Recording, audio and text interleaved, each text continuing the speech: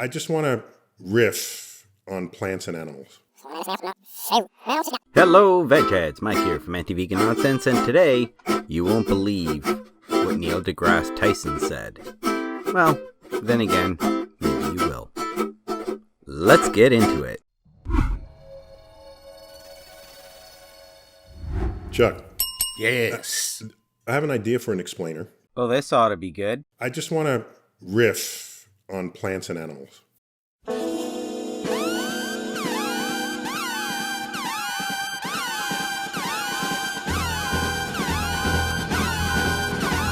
Do you remember all of the concerns people had about tuna? Concerns about tuna? Or is it more along the lines of the fact that we're stripping the oceans of life, thus killing ourselves in the process? Being caught by nets. Right. And the issue wasn't that tuna were being caught by nets. It was that the nets were trapping hurting dolphins. Dolphins. Right. Because dolphins aren't delicious. And, No. and tuna is. What? Dolphin's not delicious, but tuna is? Seriously? That's what you think of when it comes to the mass killing of all the sentient life? The argument was, in the net, the tuna can breathe, but the dolphin can't. Are an idiot! You are an idiot! Right. Because a dolphin is an air breather and it doesn't breathe in the water. Right. So you kill the dolphins if the net doesn't come up quickly enough. Okay, and basically they drown. Oh yeah, I'm sure some are drowned. However, I don't think it has anything to do with whether the nets are coming up fast enough. Because when you're being crushed by 200 tons of other fish and life on top of you, yeah, I think you'd be crushed to death anyway, regardless of how fast that net came up. Oh, and let's not forget about this.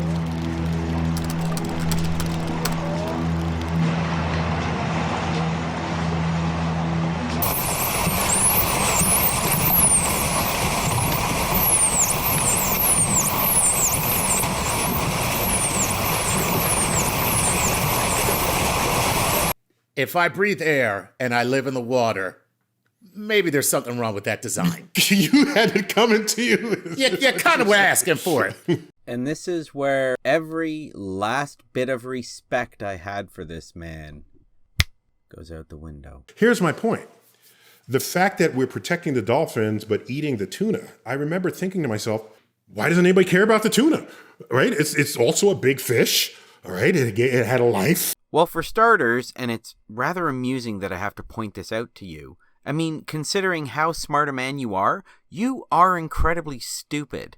For one, the tuna is a fish, however, the dolphin is a mammal like you and I. The only difference is they were born not a human animal. They were born a dolphin. And I can tell you right now, that dolphin is significantly smarter than you. I realize that we have species bias. AKA speciesism, which is something that vegans have been talking about for a long time now. And we don't want to admit it. I don't want to admit it, but we don't like to admit it. Well, I'm glad that's finally out there. But there's still this wonderful segment he said back in 2017.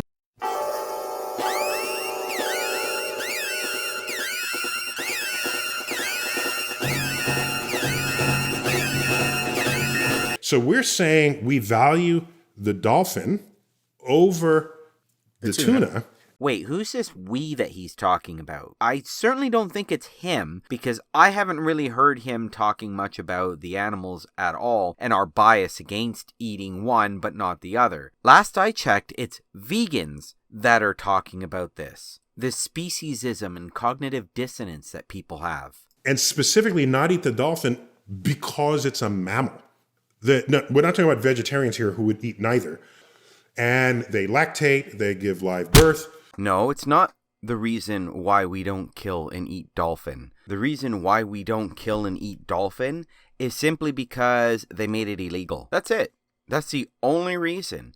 It was outlawed. Wow. Yet there's still countries like Japan that does kill and eat dolphins. The Faroe Islands, they still kill and eat dolphins. So no, it has nothing to do with dolphins being mammals. It has nothing to do with them lactating, and has nothing to do with them giving live birth. We eat cows, for crying out loud. We eat goats. We eat sheep. We eat camels. We eat horses. All mammals. All lactate. All give live birth. Nice try. And some people said, no, it's not that they're mammals, it's that they have big brains. Their brain is larger than us. Okay, so now we're saying... Intelligence is subjective, and that's very clear listening to these two guys, because they're a couple of idiots. I mean, they can't see the absolute obvious thing right in front of them. It's got everything to do with upholding a lie and money. Now we're saying we value them because they have big brains. We value them because they have big brains. Let's analyze this for a second. If we consider that this is Neil Degrasse Tyson, perhaps one of the smartest people alive today, maybe he's being a little egotistical here. I mean, if you consider the fact that he basically became famous because of how smart he is, it just begs the question, is he talking about himself or animals?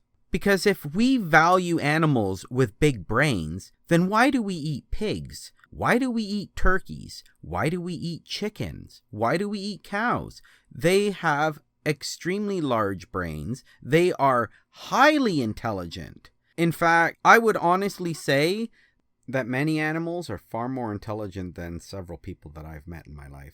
Okay. So you're saying, the brain is important for survival. Oak trees are still alive today, and they don't have any brains. Oh, now that's deep. Okay. And they're doing just fine. Earthworms are doing just fine. And don't forget the slaving of millions of earthworms. The slaving of millions of earthworms. The slaving of millions of earthworms. Sorry, Daphne? One more time for the audience. The slaving of millions of earthworms. And they coexist with us.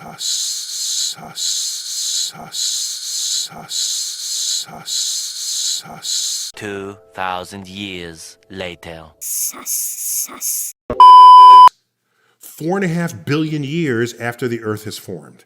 So you want to value judge it? This is a mammal, this has a brain. All right, but have you stopped and thought about what a tree is? It's the motherfucking Eagle Double G. Where the hell is he going with this?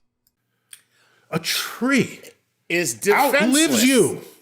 But it can't stop me from chopping it down, so it doesn't have a say in this. Because I will chop down that oak tree and build a boat and then take that earthworm and catch a tuna and eat it.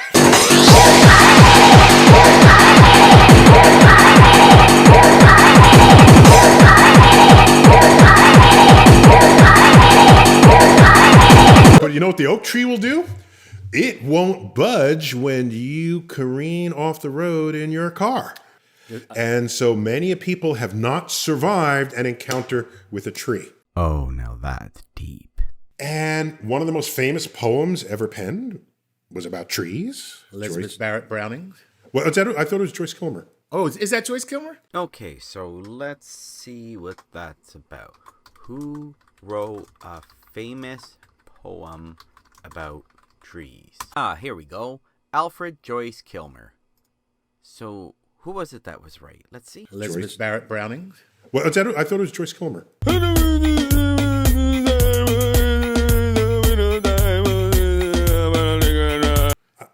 I think so. That I shall never see. A poem lovely as a tree.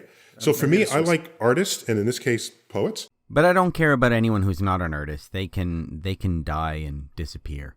I need them to remind me of what I no longer pay attention to. And for me, that's why that poem rose up. So far with your suppositions and your premise, no one has ever written a poem about a tuna.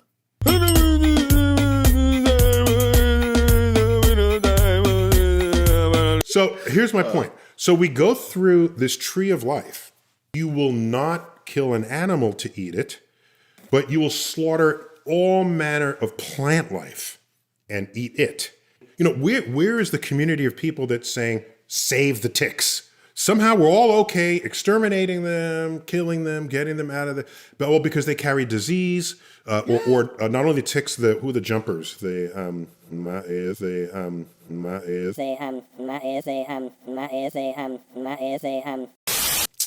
Fleas. The fleas. If the world never had another flea, you probably wouldn't miss it. But that meant you would be exterminating a branch of the tree of life, a species in the tree of life, because it's not convenient for you. And so we are about to completely eradicate there's a worm, there's a worm, there's a worm, there's a worm, there's a worm, there's a worm, there's a worm, there's a worm, there's a worm, there's a worm, there's a worm, there's a worm, there's a worm, there's a worm, there's a worm, there's a worm, guinea worm. Guinea worm. Which only affects humans. All right, we're about to completely eradicate that. We basically eradicated smallpox. All right, well, what about the smallpox microbes? How do they feel about this? When I eat lettuce or cucumber, I'm thinking, they say with the Native Americans, I'm thankful to the plant. And in the same way, I'm thankful to the pig or the cow or the, whatever else. These are things that were alive. Keep in mind, we're kind of stuck killing in order to survive. So we live on a planet where all animals kill other living things to survive. See, and that's not even true, because when we take things from, say, fruit-bearing plants, we take the fruit. That's it. The plant survives. In fact, the plant continues, and usually with them, they produce more the following year. I mean, when was the last time you planted an apple tree, got an apple or two one year, chopped it down, and started all over again? I mean, that is just insane.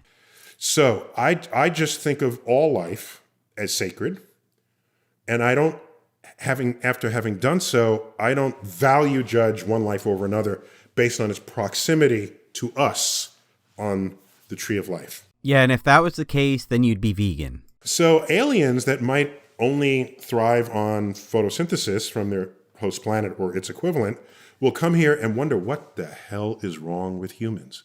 Yeah. Yeah. Yeah. Yeah. Yeah. Yeah. Yeah. Yeah. Yeah. Yeah. yeah, yeah, yeah, yeah, yeah, yeah, yeah, yeah.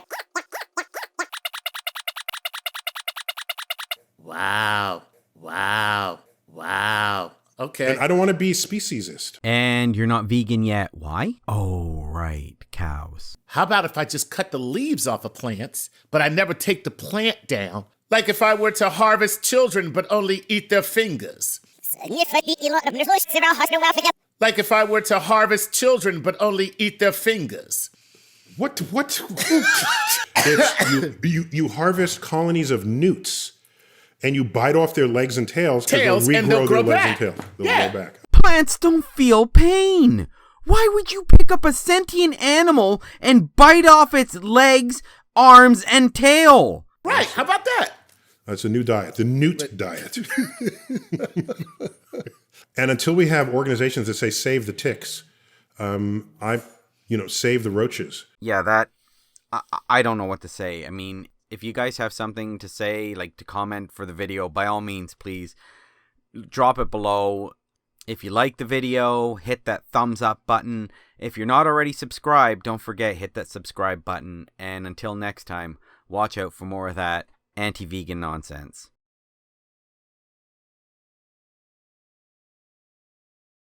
There is no